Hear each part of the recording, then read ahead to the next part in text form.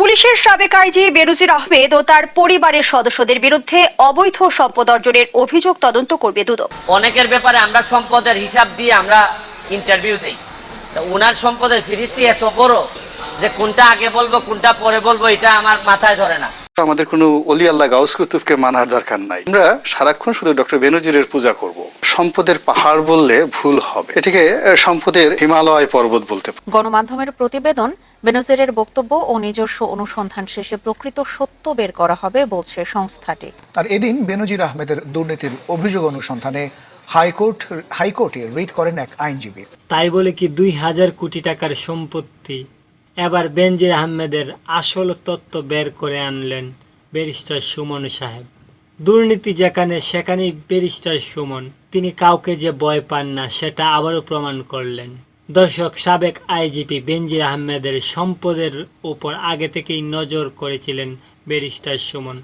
তিনি কিভাবে এত টাকার মালিক হন?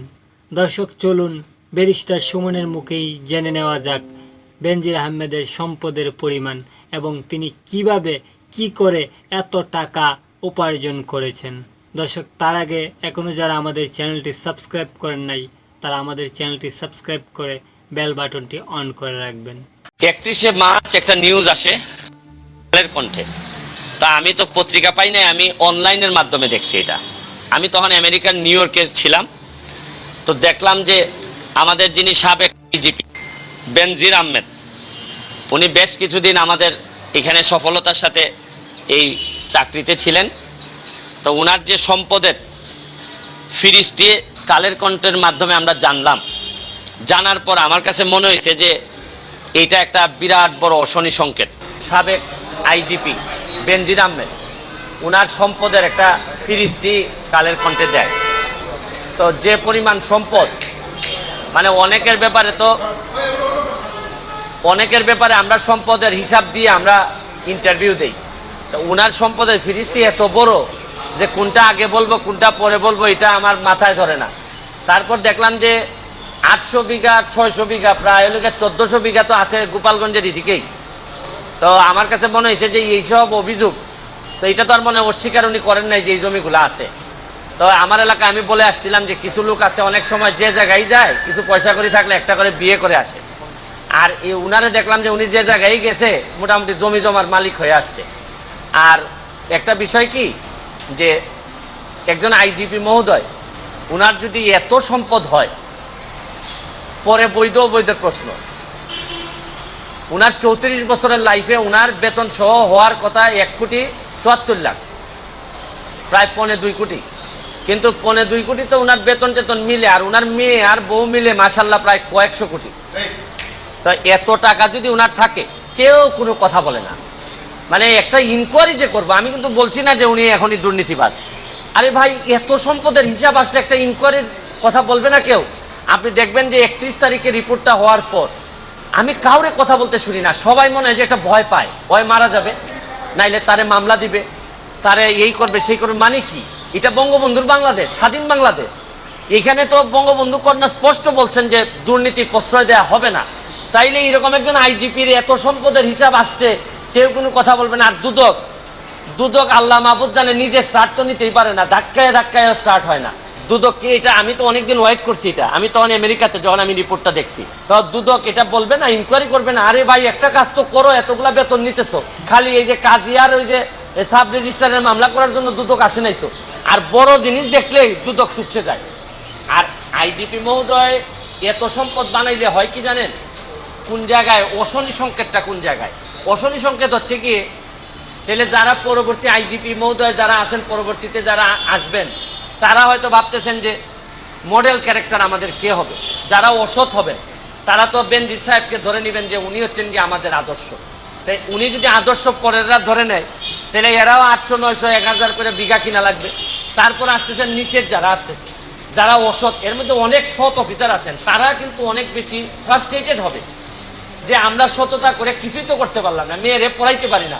আর বেনজির সাহেবের শুনলাম যে মেয়ের অভিযোগ হচ্ছে গিয়ে মেয়ের একটু নর্থ সাউথ থেকে একটু রেস্ট নেওয়ার জন্য একটা ফ্ল্যাট আছে। আর আমি জীবনে এতদিন হাইকোর্টে থেকে একটা ফ্ল্যাট কিনা তো দূরের কথা, ভাড়া বাসায় থাকতে হয়। তবে একটু এখন আবার সংসদ সদস্য হওয়ার কারণে একটা ছোট ফ্ল্যাট আমারে দিছে ওই নেম এখানের মধ্যে, তাও আবার 2টা রুম দেয়। ওই নতুন এমপি হইলে আবার রুমও কম দেয়, আর পুরাতন এমপিদেরকে বেশি দেয়। তাই এখন এগুলা যদি চলতে থাকে, আর আরেকটা জিনিস দেখেন, মরার উপর খরার গা, এমপি হওয়ার কারণে আমার 2টা উপজেলা চালাইতে হয়, 2টা থানার যিনি ওসিরা আছেন তাদেরকে আমি কোন বিবেকে বলি যে ভাই তোমরা 2 নম্বরই করো না। এরা যদি বলে আপনি আমার চাকরি দিচ্ছেন, যারা আমার অফিসার তারা দেখছেন কি মাল বানাইতেছে, আর আপনি আমার এইসব করলে চলবে, তা আমি এদের কি কন্ট্রোল করবো কিভাবে? আবার এসপি সাহেব যদি বলে যে একটা ফোন কাইটা দেয়, আমি কি করব? কারণ যে সম্পদের হিসাব দিচ্ছে তাতে এক ব্যারিস্টার সুমনকে এমপি না মানলে কি হয়? তাই এইসব চিন্তা করে দেখলাম যে এত লোকের সাথে কথা বলার সে একটা অ্যাপ্লিকেশন দুদকে দিয়ে আসি, আর দুদক যদি মনে করে না এত বড় জিনিসের বিরুদ্ধে যাওয়া যাবে না, তাহলে তো আমার মহামান্য সুপ্রিম কোর্ট তো আছেই, এইসব জায়গায় নক করব। আমার কথা হচ্ছে যে ভাই কতটুকু করতে পারবো জানি না, তবে চোখ রেখে বলতে পারবো যে আমি চেষ্টা করে গেছি। শুনেন, আমি যতগুলা রিট এখানে করেছি, যতগুলাতে চূড়ান্ত পরিণতি হয়েছে, যেটাতে চূড়ান্ত পরিণতি হয় নাই, যেগুলাতে চূড়ান্ত পরিণতি হয় নাই, এগুলাতে আমার অভিযোগ চূড়ান্ত রকমের দেশের প্রতি অবমাননা হয়েছে। কারণ আমি তো এককভাবে দেশের মালিক না যে অবমাননা হইলে সব দায়িত্ব আমার। আমি আমার জীবন যৌবন সব কিছু একটু রিস্কে রেখে আমি এগুলা সারা বাংলাদেশের মানুষের সামনে নিয়ে আসছি। বিচার তো কয়েক প্রকার হয়, একটা হচ্ছে গিয়ে হয়তো কাঠগড়ায় দাঁড়ায় না, কিন্তু মানুষের বিবেকে মানুষের বিবেচনায় তো একটা বিচার হয়। তা আপাতত না হয় এগুলা চলতে থাকুক, কেউ না কেউ এইসব জিনিস, এই শুনেন পতাকাটা তো কেউ না কেউ টেনে নিয়ে যায়, হয়তো পতাকার দাম কতটুকু থাকবে আমি জানি না, কিন্তু তাও তো ধরেন একটা মামলা, আপনি জানেন যে কিসের মামলাটা আমি সুরাহা করতে পারছি, হচ্ছে কি আপনার শেরাটনের মামলা, সালাম মুর্শিদির মামলা, তারপরে সালামের মামলা পারি না, এটা সুপ্রিম কোর্টে গিয়ে এটা আবার করে দিয়েছেন। কিন্তু শুনেন, আমাদের ট্রায়ালে, আইন অঙ্গনে ট্রায়াল আমরা যখন করি, বিচার যখন করি, তখন আমরা যখন বুঝি যে এই আসামিরে বাঁচানো যাওয়া কঠিন, তখন কিছু কিছু কথা আমরা ট্রায়ালের মধ্যে বলে রাখি, ডিনায়াল বলে এটাকে আমরা ডিনাই করে রাখি, যাতে আপিলে গিয়ে কাজে লাগে।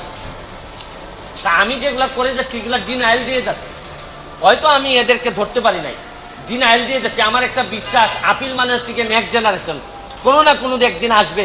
আমি যদি 1 লাখ ভোটের ব্যবধানে এমপি হইতে পারি, যেটা আমি জীবনও চিন্তা করি নাই যে আমি এমপি হব, কারণ আমার নমিনেশন আমি জীবনে জানি যে আমি হয়তো পাবো না, কারণ এত লোক আমার বিরুদ্ধে, নিশ্চয়ই শেখ হাসিনা হয়তো এত লোকের বিরুদ্ধে রেখে হয়তো আমাকে দিবেন না, কিন্তু তাও তো প্রকৃতির খেলা দেখছেন যে 1 লাখ ভোটে আমি এক বিমান ভূপাতিত করে এমপি হয়েছি। এই যে ওনারা ইনকোয়ারি করবে, ইনকোয়ারি করে আমাদেরকে জানাবে যে ওনারা কি পাইছে না পাইছে। আমি প্রথমে সুমন ভাইকে ধন্যবাদ জানাতে চাই, কারণ সাবেক আইজিপি বেনজির আহমেদের সম্পদের পরিমাণ যে এতটা, তা আগে কখনো সাধারণ মানুষ জানতেন না। ব্যারিস্টার সুমন সাহেবের হাত ধরেই এতটা এসেছে দুদকও জানতেন না এত সম্পদের মালিক বেনজির আহমেদ। তবে ব্যারিস্টার সুমন যে কাজটি করেছেন তার জন্য অসংখ্য ধন্যবাদ ব্যারিস্টার সুমন সাহেবকে।